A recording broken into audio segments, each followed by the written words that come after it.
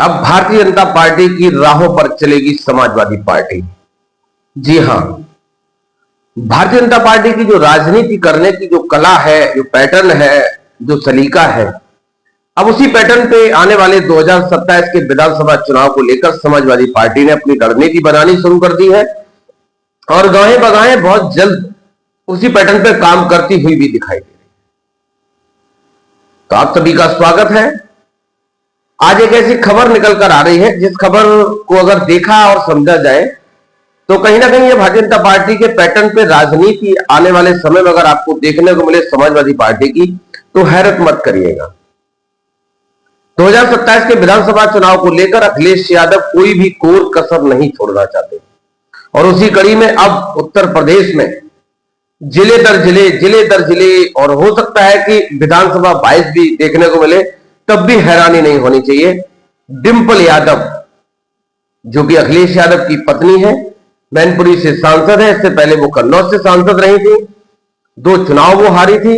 अगर देखा जाए तो उत्तर प्रदेश की राजनीति में मायावती के बाद सबसे आकर्षक, सबसे पॉपुलर अगर कोई चेहरा है तो वो डिंपल यादव का है। अभी हाल ही में उसकी बानगी अयोध्या के मिल्कीपुर चुनाव में देखने को मिली थी।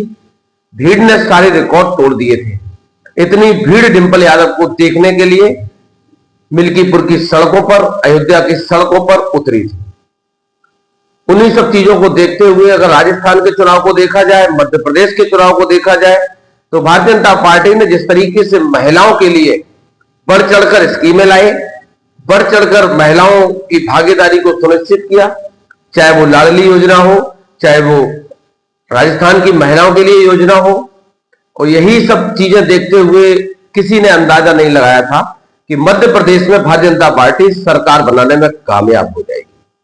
लेकिन महिलाओं ने जिस तरीके से अपने भाई का, शिवराज सिंह यादव को मामा कहा जाता था, और मामा ने अपनी बहनों के लिए जो योजनाएं लाई थी, लाडली योजना से लेकर बहुत सारी चीजें ऐसी थी, उन्हीं सब चीजों से सबक लेते हुए अब अखिलेश यादव ने महिलाओं को जोड़ने के लिए मुहिम तैयार कर रखी।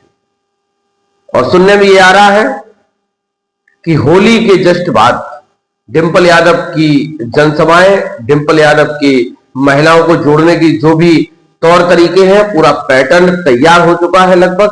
अब वो जिले वाइज महिलाओं को समाजवादी पार्टी से जोड़ने का काम करेंगे।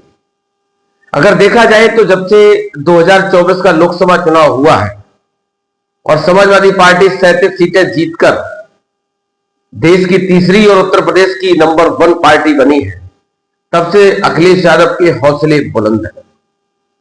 अभी मिल्कीपुर में जिस तरीके से चुनाव हुआ,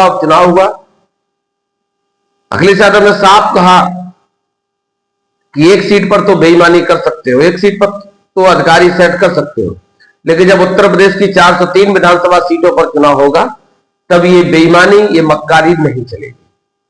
लेकिन भारतीय जनता पार्टी अपने कामों और कारनामों के लिए जानी जाती है और उसकी कई मिसालें अगर दी जाए तो कम नहीं होगी। अभी जब 2022 का विधानसभा चुनाव हुआ था तो तब भी बहुत जगह घटनाक्रम देखने को मिले। कम मार्जिन वाली सीट अधिकारियों की सह पे, अधिकारियों की मदद से चुनाव आयोग में भी बहुत सारी शिकायतें हुई, चुनाव आयोग ने कोई एक्शन नहीं लिया। अभी यहां तक कि अभी हाल ही की बात करूं, जब मिल्कीपुर का चुनाव हुआ उसके बाद जब नतीजे 8 तारीख को आए, अखिलेश यादव ने साफ कहा, प्रेस में कहा, और वो भी राष्ट्रीय प्रेस में कहा कि चुनाव आयोग मर चुका है, चुनाव आयोग को सफेद कपड़ा भेंट करना चाहिए।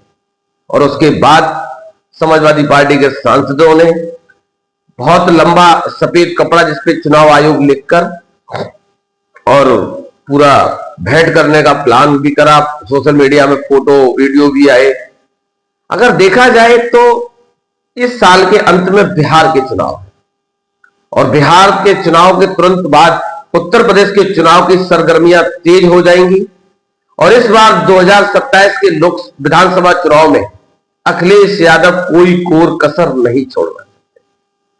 इसीलिए उन्होंने डिंपल यादव का पूरा रोड मैप तैयार कर रखा है और होली के बाद से ही डिंपल यादव की जिले दर जिले वाइज जनसभाएं, महिलाओं को जोड़ने के लिए चौपाले, बहुत सारी चीजें बहुत सारी चीजों की तैयारी शुरू हो चुकी है। तो देखते हैं कि 2027 के विधानसभा चुनाव के लिए डिंपल यादव महिलाओं को कितना जोड़ पाती हैं, महिलाएं कितना असर छोड़ पाती हैं, वो सारी चीजें देखने को मिलेंगी आने वाले समय में। तो चैनल को अभी तक आपने सब्सक्राइब नहीं किया तो सब्सक्राइब कर लीजिएगा।